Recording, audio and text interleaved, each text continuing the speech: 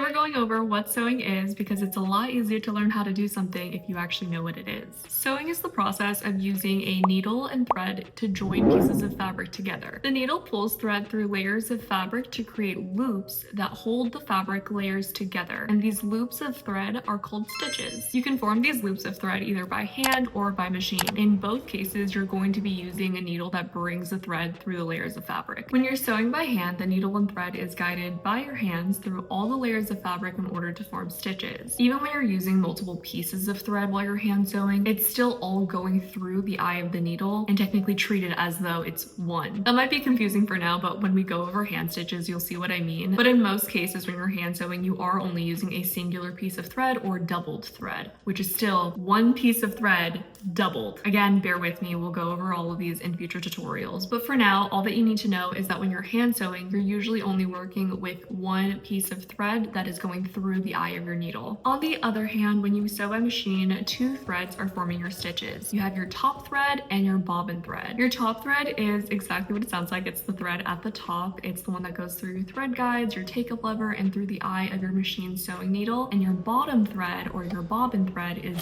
thread that is wound on your bobbin. That's why before you start sewing, not only do you have to thread your machine, but you also need to wind and load your bobbin, which is this little piece here. And once you actually have it wound with thread, it'll look like this and it goes inside of your machine. So what's really happening with your machine while you're sewing is that if you imagine that this is the bed of the machine and this is the throat plate with layers of fabric that you're sewing sat on top, and this is your machine's needle that has threaded through the eye of the needle, every time it's going through all the layers of fabric and going into your machine, what's really happening every single time the needle is going below the surface is that the bobbin thread is being hooked around the top thread before the needle pulls back up above the surface to form those loops of thread called stitches. So the main differences between hand and machine sewing is that with hand sewing, you're only using one thread to form your stitches, and you're also pulling your needle through all the layers of fabric, which is why when you look at a hand sewing needle versus a machine sewing needle, you'll notice that it's structurally different. The hand sewing needle's eye is on the opposite side of the sharp of the needle, whereas in a machine sewing needle, the eye is at the bottom of the needle closest to the sharp. Not only that, the hand sewing needle is super thin so that it can be pulled through all the layers of the fabric, whereas in a machine sewing needle, the opposite end of a sharp is very thick because that's the part that's inserted into the machine to hold it into place. And machine sewing needles can get away with that extra width at the top because the entire needle doesn't need to travel through all the layers of fabric, because like we covered, the machine is using two threads